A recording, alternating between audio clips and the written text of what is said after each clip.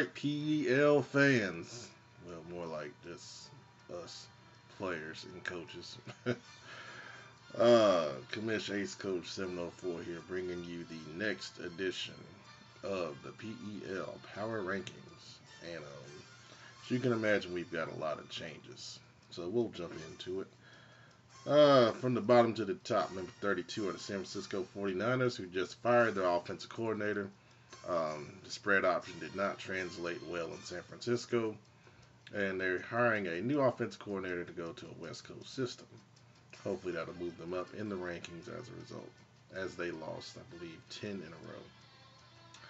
Number 31 are the Bulls out of Brooklyn, who finally got a win on the board this year. I'm glad for that. I didn't want to have a 0-16 team and have them ridiculed all year long. But these two are fighting it out for the number one pick right now if they haven't traded it, which I hope they were smart enough not to do. Number 30 are the Philadelphia Eagles. They've lost 6 in a row. Tough stretch in Philly right now. Victim of a couple of sim losses in there, but it's going to be another tough year for the Eagles, and they're going to look to rebuild in the offseason, hopefully. Number 29 are the New York Jets. I want to welcome the new owner of the Jets.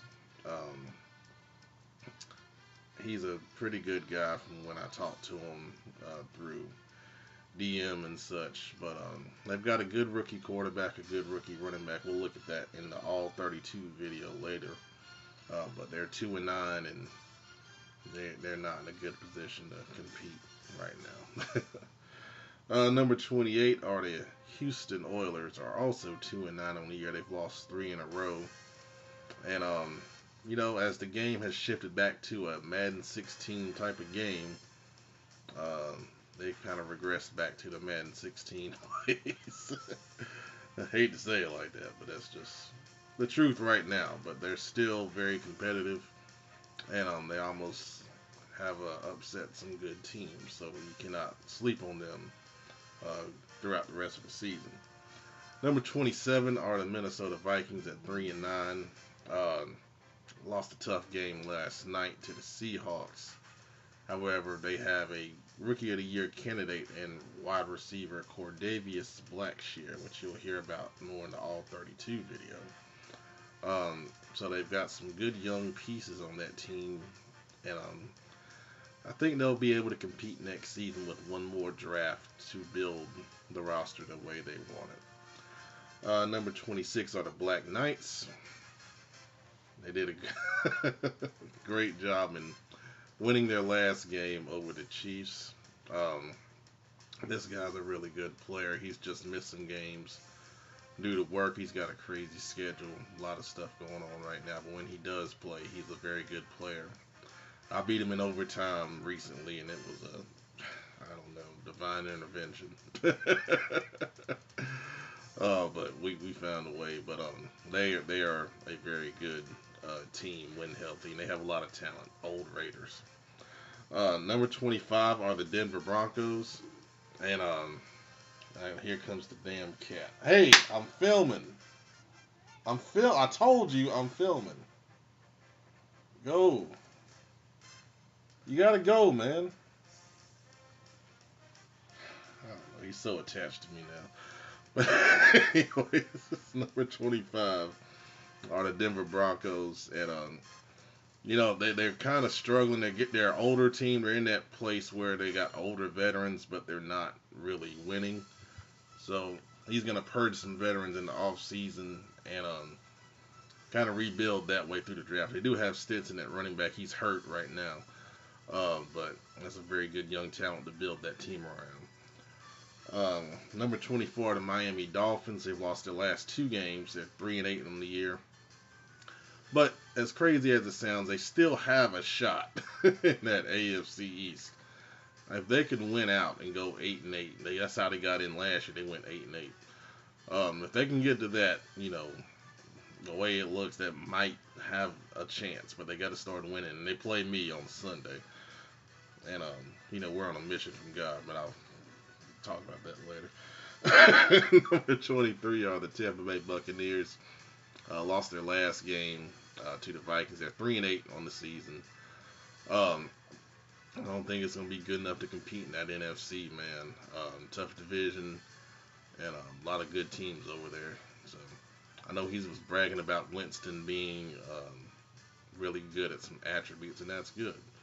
You just got to get some stuff around him now. Number 22 are the Baltimore Ravens at 3-8. They got a really good young receiver we'll look at in the All 32 video. But I know I talked to him recently. His focus is going to be a quarterback. So if you got one to trade, you need to talk to the Ravens. I know he's interested in a quarterback, and I talked to him about, his defense. Made a couple scheme changes. I think they'll be for the better.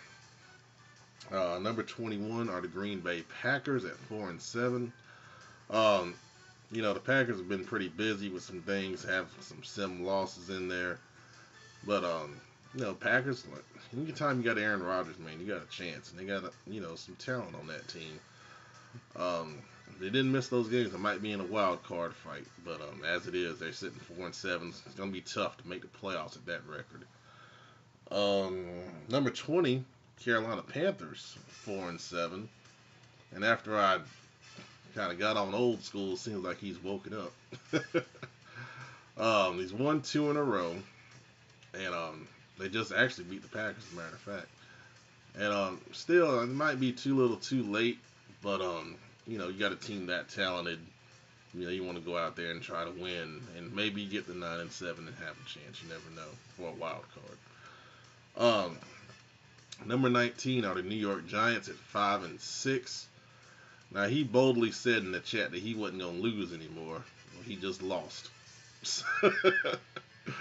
So, that's not the case. But, he's a very good player. I know he's missed some games due to work and things like that. He travels sometimes. But I do need him to lose because I have his first round pick. And I've got my eyes on a couple guys, but I need a higher pick. Number 18 are the Indianapolis Colts at 5-6. They have won their last 2 games. They're trying to get in the race for a wild card in the AFC, and we're going to do a separate video just about playoffs. Also, no, I didn't mention that, but that's going to happen here too.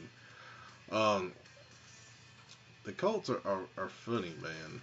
They're real streaky. They win some in a row, then they lose a couple in a row. So you never know which team you're gonna get, and then the end result is about a 500 team at 5-6. Number 17 are the New England Patriots. They got to 6-4, and I was thinking, well, maybe they're gonna take control of the East, but they've lost their last 2 games, and they're at 6-6. So they're right there fighting it out with the Monarchs for first place in the division. And, it's life after Tom Brady. I believe he's retired. Yeah, I'm pretty sure he has. So, that's what happens, man. You lose a top guy, and, you just got to keep plugging away and finding a way to get it done. Number 15 are the Seattle Seahawks. Seahawks are sitting at 7-5 on the year. They just had a big win over the Vikings last night. They are in playoff contention in the NFC. And don't know if the division's going to happen. 5 losses might be too many. But, the Seahawks are a talented team. Even though he's traded some guys away, they still have talent. They got talent in return. And, anytime you play them, you got to be concerned, because, they're going to be a high-rated team. And high-rated teams get the benefit of the draw on a lot of stuff in Madden. Number 14 are the... I gotta find out what city this is. I'm gonna look right now. It is Dublin. Alright, so I have been right. The Dublin Shamrocks are 7-5 with all their 900 rookies and such.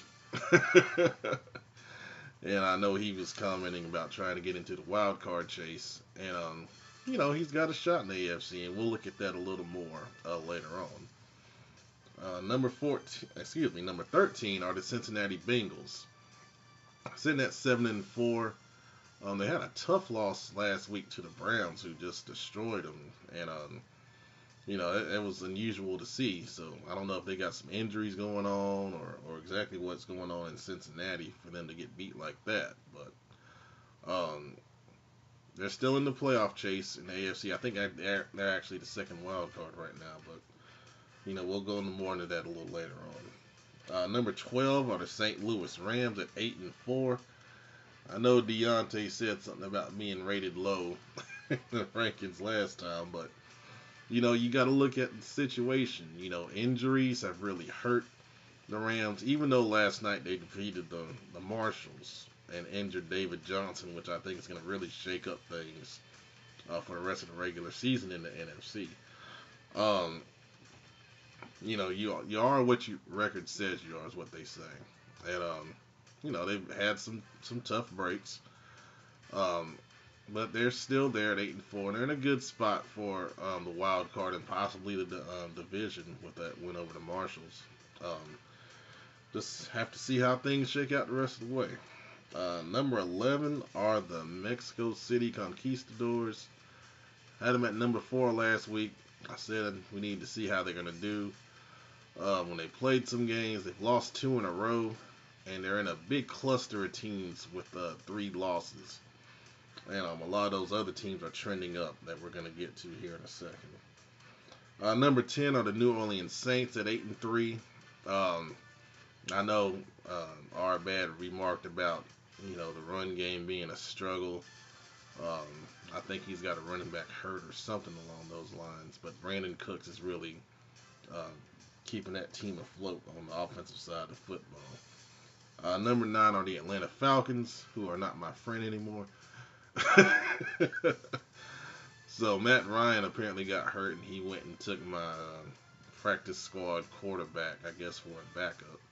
When you got plenty of veteran backups in free agency, you can go take my guy, but that's okay. That's fine. But the Falcons made the NFC title game last year, and they'll be a threat once again to make a run in the playoffs, as always. And them and the Saints are battling it out for the NFC South division title as well. Number 8 are the Dallas Cowboys at also 8-3. They've won 3 in a row, and I put them at 8 because when I put them higher last time, Gabe said he didn't deserve to be that high, so I put them down at number 8. That's the best explanation I'm going to go with there.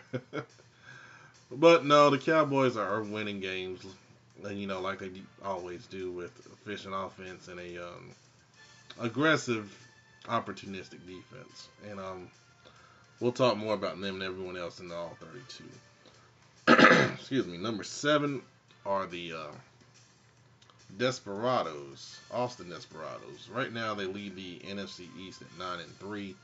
They've won 2 games in a row. They win games with defense primarily, and some efficient offense. These guys, like I told you guys last year, they had a tough year. They had to adjust. Now they have adjusted, and they are where they always are, near the top of the division, year in and year out. Number 6 are yours truly, San Diego Superchargers. 8-3 on the season. Won our last 3 games with our backup quarterback, Cardale Jones, after we lost the first one with him against the Monarchs. Had to figure it out a little bit. But playing well. Phillip Rivers is back this week. And hopefully he doesn't get hurt anymore.